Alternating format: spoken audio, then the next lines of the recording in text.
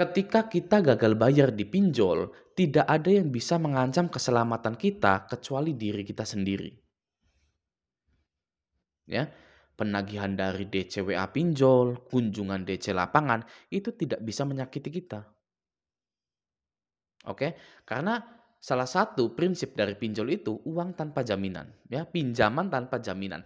Jika tidak ada yang dijaminkan, lalu pinjol ini mau apa gitu loh, ya. Pinjol ini bisa apa? DC ini mau apa? Oke. Jangankan berbuat kasar kepada Anda, nyita barang Anda pun tidak bisa, ya. Anda sering diancam akan dipidanakan oleh DC ya karena penggelapan uang. Sering kan Anda seperti itu ya. Anda sering didatangi DC lapangan pinjol mungkin ya. Apakah itu akan menyakiti diri Anda? Ya, tentu tidak. Paling kepala pusing sebentar gitu. Habis itu ya sudah biasa saja. Ya. Jadi jangan sampai kita ini memutuskan untuk tidak berjuang melawan pinjol-pinjol ini. Sampai-sampai kita itu menyakiti diri kita sendiri. Ya. Nah, di video ini saya sudah merangkum ciri-ciri nasabah yang kemungkinan bisa tidak selamat saat gagal bayar di pinjol. Anda wajib nonton video ini agar Anda bisa menyelamatkan diri Anda dan orang-orang di sekitar Anda yang terjerat pinjol juga. Oke ya, langsung saja kita bahas ciri debitur yang tidak selamat gagal bayar di pinjol. Oke, yang pertama adalah tidak mengganti nomor tapi tetap takut dan tidak berani gitu ya. Jadi kalau Anda mau terus memakai nomor Anda yang Anda daftarkan ke pinjol itu, Anda harus berani. Wajib berani. Atau kalau bukan berani, selengean gitu ya. Udahlah, penagihan-penagihan, telepon, WA gitu. Ya sampah gitu kan. Nah itu baru boleh tidak mengganti nomor. Tapi kalau tidak mengganti nomor, lalu Anda komplain, ini kapan ya berhentinya pinjol ini menagih? Waduh, ya itu nggak bisa itu ya karena akan terus kepikiran, mindset Anda akan menjadi lemah, kekuatan Anda untuk melawan pinjol-pinjol ini akan semakin lemah karena terus-terusan ibaratnya doktrin oleh DC pinjol ini untuk tunduk, untuk menjadi budak gitu ya. Jadi selamatkan diri Anda dengan cara mengganti nomor Anda. Ya, atau kalau tidak mengganti nomor, Anda wajib menganggap DC pinjol itu sampah semua. Yang harus Anda hapus atau buang chattingannya. Ya, lalu jalani hidup Anda secara normal kembali.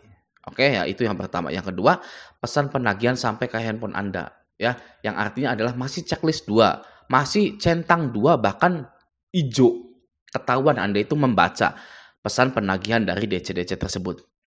Gitu. Nah itu, Anda akan dianggap masih bisa ditagih, masih bisa disebar data agar cepat membayar, masih bisa ditelepon kantornya, ditelepon kondarnya, dimarahin kondarnya, agar Anda cepat membayar. Kalau DC ini di hari pertama menghubungi Anda, sudah WA Anda atau HP Anda sudah tidak aktif, maka dia akan langsung menghubungi kondar Anda di saat itu juga. Ya.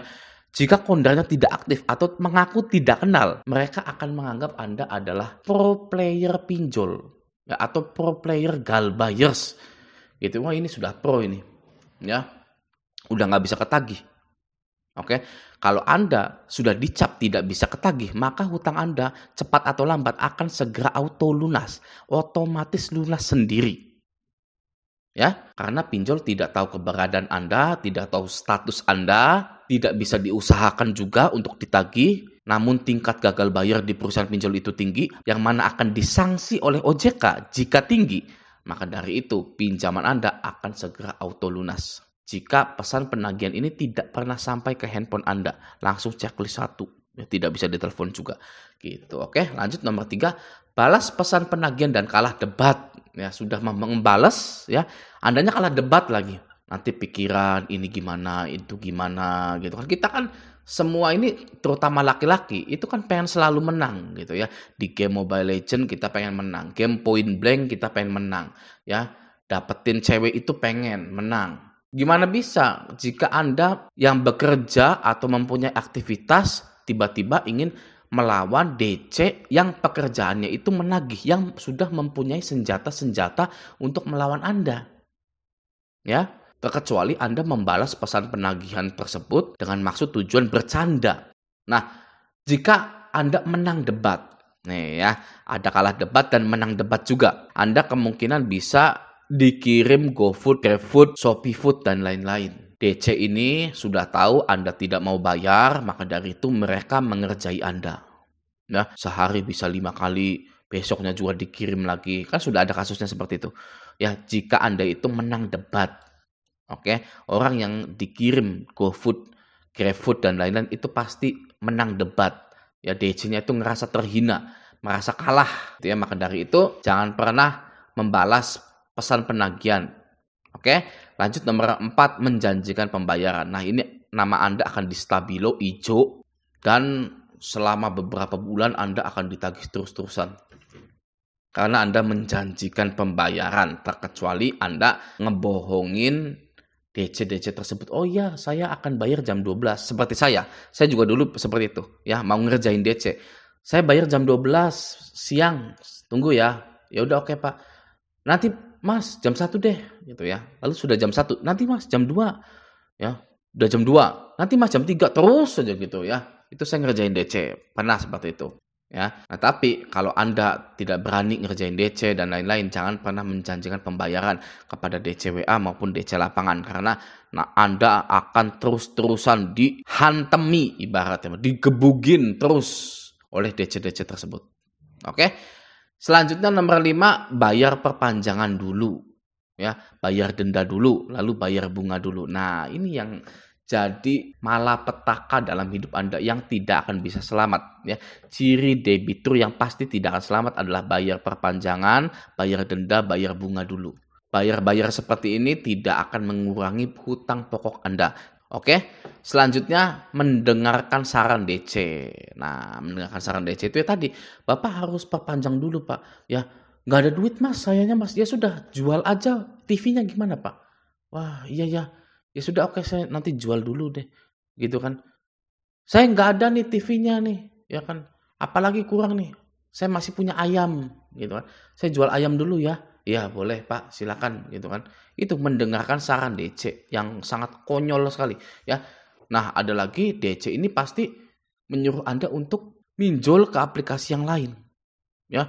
Ya udah Pak, pinjol aja ke sini Pak, pinjol lagi ke situ Pak. Gitu kan, nanti kalau udah dapat uangnya bayarin ke kita.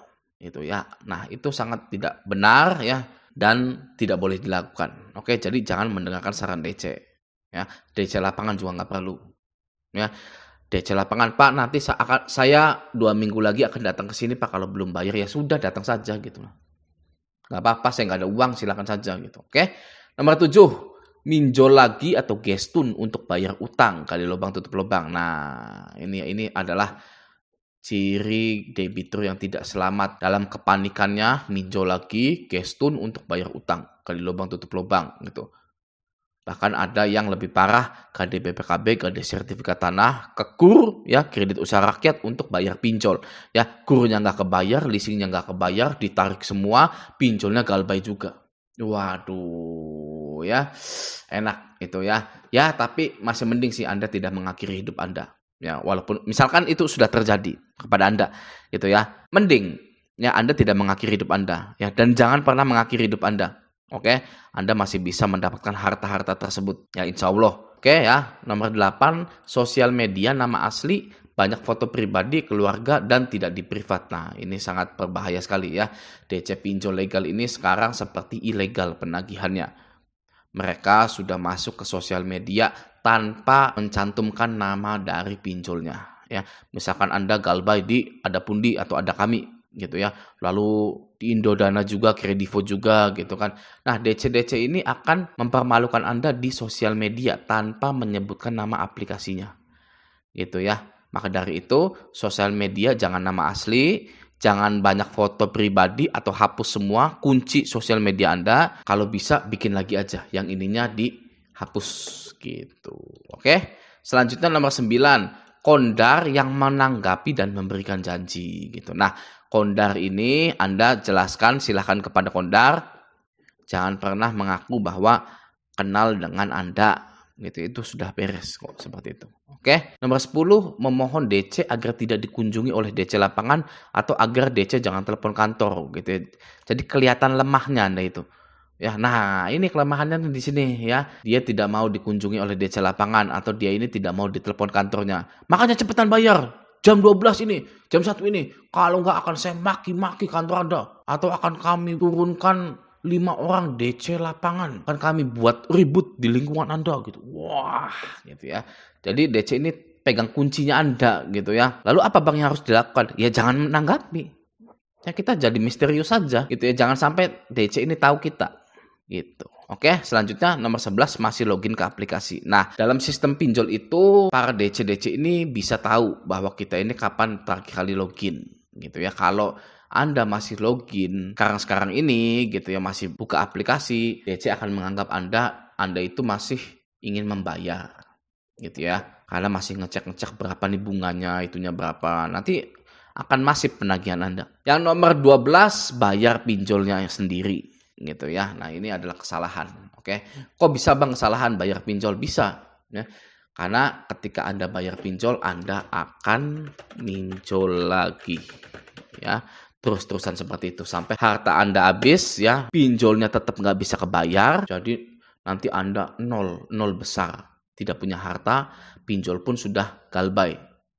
Sakit hati ujung-ujungnya ya. Jadi malapetaka yang sebenarnya adalah bayar pinjol. Kabar buruknya, Anda tidak akan bisa terbebas dari yang namanya pinjol kecuali Anda itu menggagal bayarkan pinjol Anda. Oke, selanjutnya yang terakhir nomor 13 mementingkan slik OJK. Nah, ini ya. Sejak kapan Anda peduli dengan rapot sekolah Anda?